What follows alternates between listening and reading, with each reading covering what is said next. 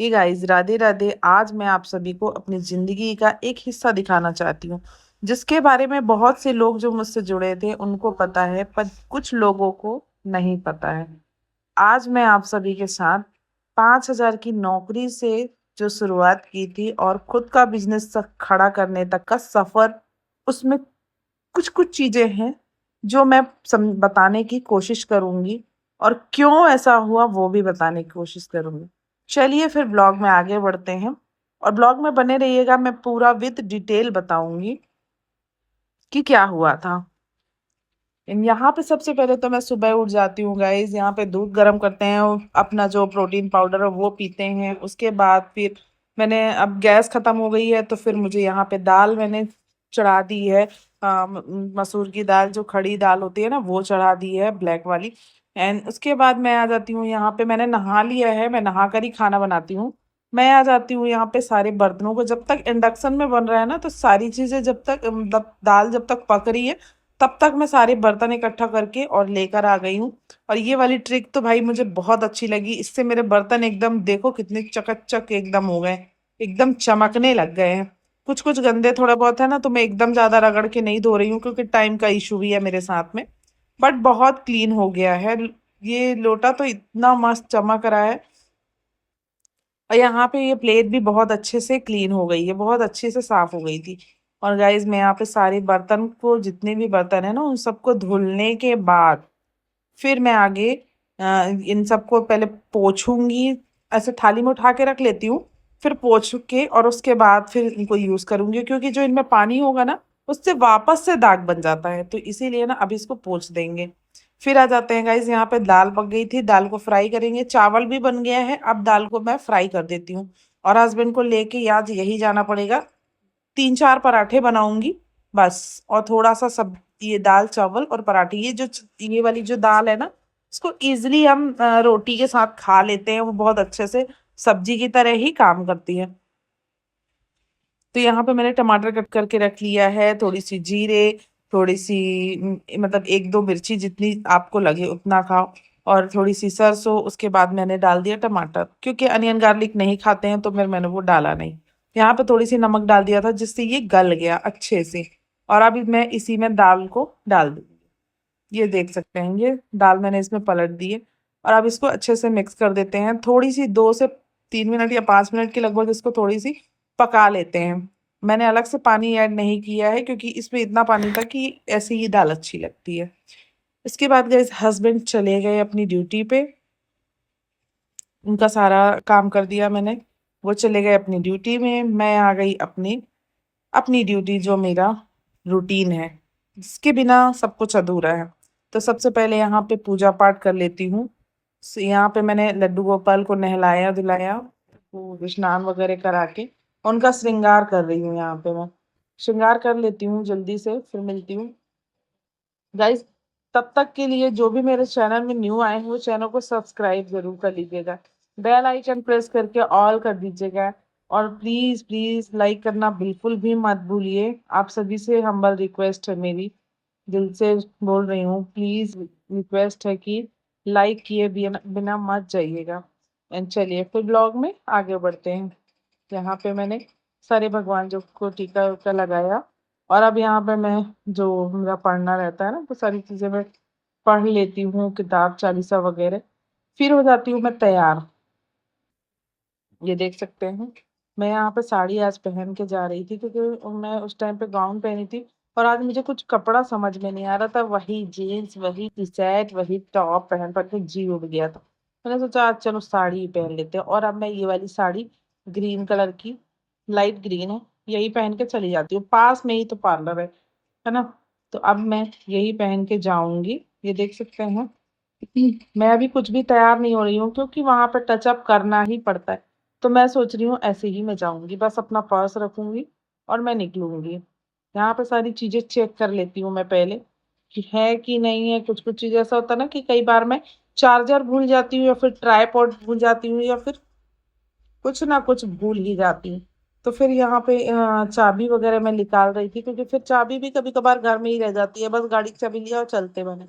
तो सारी चीजों को पहले रख लेते हैं, भगवान जी को प्रणाम कर लेते हैं, और फिर निकलते हैं।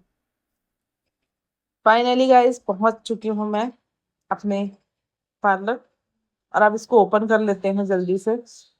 वैसे भी मैं इतना लेट हो गई हूँ, मतलब पूजा पाठ करने में थोड़ा सा तो लेट हो ही जाता है भाई। तो यहाँ पे मैंने पूजा पाठ करके सब कुछ करके सारी चीजें कर ली थी, उसके बाद फिर मैं आ गई अपने दुकान। ये देख सकते हैं मेरा पार्लर है, छोटा सा सेटअप है, बहुत बड़ा नहीं है, बट छोटा सा ही बड़ा होता है। आज नहीं तो कल, मुझे पूरा भरोसा है भगवान जी पे, आज नहीं तो कल बड़ा सेटअप भी होगा। अभी तो इतना ही सफिशियंट है। इतना भी नहीं था। एक दिन ऐसा था कि मुझे, मैं 5,000 की नौकरी के लिए ऐसे इधर उधर हो रही थी, और वो 5,000 की जॉब भी नहीं मिल रही थी भाई। समय इतना गंदा हो रखा था कि 5,000 की जॉब भी नहीं मिल रही थी। तो प्रभु की जो कृपा है, लड्डू गोपाल की जो कृपा है, वो ऐसी बनी रहे, भोलेनाथ की कृपा ऐसी बनाए रखे हम पर। और मैं यहाँ तक जैसे पहुंची हूँ ना, ये बहुत मुश्किल का समय मैंने काट के यहाँ तक पहुंचा है भाई। ऐसे नहीं पहुंची हूँ मैं, बहुत मुश्किलों का सामना करने के बाद यहाँ तक पहुंची हूँ। अब यहाँ पे मैं कर लेती हूँ पूजा पाठ थोड़ी सी, मतलब जो मेरे पार्लर में मैं एवरीडे करती हूँ वो पूजा पाठ यहाँ कर लेती हूँ। हाइड्रा मशीन में लेकर आ गई हूँ। हाइड्रा फेशियल भी मेरे यहाँ होता है। जो भी मेरी एरिया से, रायपुर से, जो भी इस एरिया से देख रहा है ब्लॉग्स, उन लोगों के लिए मैं बता रही हूँ कि मैंने हाइड्रा फेशियल भी स्टार्ट कर दिया है। धीरे धीरे और भी चीज़ें सेटअप करना बाकी है, वो भी चीज़ें आ जाएंगी। लगभग सभी चीज़ें हो चुकी हैं, हाइड्रा मुझे लाना ही था, तो ये मैं लेकर आ गई हूँ। एंड यहाँ पे अब थोड़ी खुद को भी रेडी कर लेते हैं। और यहाँ पे मैं ज़्यादा रेडी नहीं होती भाई, सिंपल साधारण ही होती हूँ। तो यहाँ पे हो जाते हैं फटाफट से रेडी, और फिर वेट करते हैं कस्टमर का। कस्टमर आती है, कितनी टाइम आती है पता नहीं, वैसे भी सीजन ऑफ चल रहा है तो मालूम नहीं। ठीक गाइस, कैसे हो आप सभी? गाइस ये आज जो मेरा ये जो सेटअप है ना, जो आप देख रहे हो, जो ये मेरा पार्लर है, ये ना बहुत मुश्किल से मिला है मुझे, बहुत मुश्किल से। एक मिनट।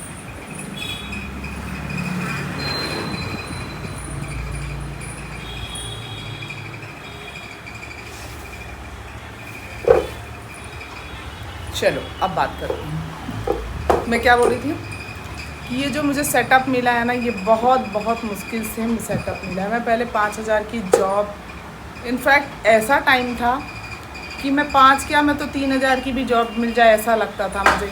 बट टीचर की जॉब मिल नहीं सकती थी, क्योंकि ना मैंने डीएड बीएड नहीं किया है, तो मुझे वो जॉब मिल नहीं सकती थी, और मुझे टीचर लाइन पसंद भी नहीं थी। उसके बाद फिर ऐसी प्रॉब्लम आई कि मुझे जॉब चाहिए ही चाहिए थी। हस्बैंड की जॉब गई, एक्सीडेंट हुआ। और जब शुरुआत से बताती हूँ, अच्छा जब स्टार्टिंग था ना, तब हम पता नहीं किस बेस में घर से निकाल गए थे। घर से निकले नहीं थे, घर से निकाला गया था, और हम निकल गए, भगवान भरोसे निकल गए। हमको उस टाइम पे कुछ भी नहीं था दिमाग में, क्या कोई थॉट्स नहीं थे कि हम जाएंगे कहाँ, क्या करेंगे, क्या खाएंगे, कैसे रहेंगे, कुछ भी नहीं मालूम था। और हमने अपने मम्मी पापा को भी नहीं बताया था, मतलब मैंने। उनका तो फुल सपोर्ट रहा, अगर वो नहीं होते तो शायद हम नहीं होते, क्योंकि हम लोग तो ऐसा सोचते थे कि मर जाएं। मरने के अलावा कोई ऑप्शन नहीं था हमारे पास, सिर्फ मरने के अलावा कोई ऑप्शन नहीं था। थोड़ा अजीब लग रहा है बताते हुए, समय इतना गंदा था ना कि मरने के अलावा कोई ऑप्शन नहीं था। और जिन लोगों की वजह से ये हुआ था ना, उनसे तो मैं कभी माफ़ ना करूँगी, कभी ना करूँगी। इतने घटिया लोग हैं ना, इतने घटिया लोग हैं ना, मत पूछो। छोटे से बच्चे के साथ घर से निकाल दिया। छोटा सा बच्चा था मेरा, बहुत बड़ा नहीं था, बहुत छोटा सा था, उसके साथ मुझे घर से बाहर निकाल दिया। मेरे हस्बैंड को भी, हमारा घर खाली करो, हमारा घर खाली करो, नहीं तो किराया दो। ना हमारे पास किराया देने के पैसे थे, क्योंकि हस्बैंड की दुकान थी। तो हमारा ना ऐसा हुआ कि हम घर से निकले, हमारे पास कुछ भी नहीं था, हम बाहर निकल के जॉब ढूंढे, और ऐसी ऐसी सिचुएशन का सामना किए थे ना कि मतलब 5,000 की जॉब भी नहीं मिल रही थी। और तब से लेके अब तक का जो सफ़र है और संघर्ष है, उसके बीच में लोगों ने बहुत ज्ञान दिया। उसी करके लोग बहुत ज्ञान दे रहे थे, ऐसे नहीं करो, ऐसे करो, ऐसे रहो, ऐसे करो। क्यों? जब घर से निकाला था तब था थोड़ी भी दिमाग में कि कैसे रहेंगे। अब अपने माँ बाप के लिए, अपने घर वालों के लिए चिंता होने लगी। उन लोगों को, पूरे परिवार को होने लगी चिंता, माँ बाप कैसे रहें। माँ बाप ने जब घर से बाहर निकाला था तब माँ बाप ने सोचा था कि बच्चा छोटा सा कहाँ जाएगा, क्या खाएगा। मेरे माँ बाप के भरोसे रहे, इसलिए बस। बाकी की कहानी मैं आपको अगले ब्लॉग में बताऊंगी, इसके बाद क्या हुआ। मुझे यहाँ ना थोड़ा देर के लिए रोना आ गया था, क्योंकि मैं चीज़ों को मुझे याद आ गई थी तो मैं रोने लगी थी। फिर आ गई थी मेरी कस्टमर, जो कि मेरी रेगुलर कस्टमर है। अच्छी हैं, बहुत अच्छी हैं ये, मतलब बहुत ही अच्छी हैं। एकदम फ्रेंडली हैं, बहुत अच्छे से बात करती हैं, और ये मेरी रेगुलर कस्टमर है। सॉरी गाइज, कस्टमर आ गई थी इसलिए बीच में ब्रेक करना पड़ा। तो गाइज, आज का मेरा ब्लॉग कैसा लगा, मेरी ये क्या बोलना चाहिए, रूटीन, साथ में मेरा संघर्ष, और जो जिस चीज़ें मैंने आपके साथ शेयर करी, मुझे कमेंट्स करके ज़रूर बताइएगा। एंड मुझे मोटिवेट करने के लिए प्लीज़ आप सभी लाइक कर दीजिए एंड सब्सक्राइब कर लीजिए मेरे चैनल को। और जो भी वुमेन्स हैं एंड गर्ल्स हैं, उन लोगों को अगर मेरा काम अच्छा लगता है तो प्लीज़ एक लाइक करना बिल्कुल भी मत भूलना। एंड कुछ भी अगर पूछना है पार्लर से रिलेटेड तो मैं ज़रूर बताऊँगी। एंड बस यही बोलना चाहूँगी कि आप सभी का सपोर्ट बहुत ज़्यादा ज़रूरी है मेरे लिए, क्योंकि अभी हमारे साथ ऐसा कुछ कोई नहीं है कि बैक सपोर्ट कुछ भी नहीं है। तो आप सभी का सपोर्ट चाहिए। एंड गाइस, प्लीज़ सपोर्ट बनाए रखिएगा, और प्लीज़ प्लीज़ शेयर कर दीजिए मेरे ब्लॉग्स को एंड मेरे वर्क को, जिससे कि मुझे सपोर्ट मिल सके और मैं भी थोड़ा आगे जा सकूं। जैसे आप सभी छोटे बड़े यूट्यूबर्स को सपोर्ट करते हो ना, वैसे ही छोटे यूट्यूबर्स को भी सपोर्ट कर दीजिए। तो बस यही कहना चाहूँगी। एंड अब इस ब्लॉग को यहीं पे एंड करना चाहूँगी, क्योंकि अब इसके बाद का ब्लॉग मैंने शूट भी नहीं किया, इसलिए राधे राधे।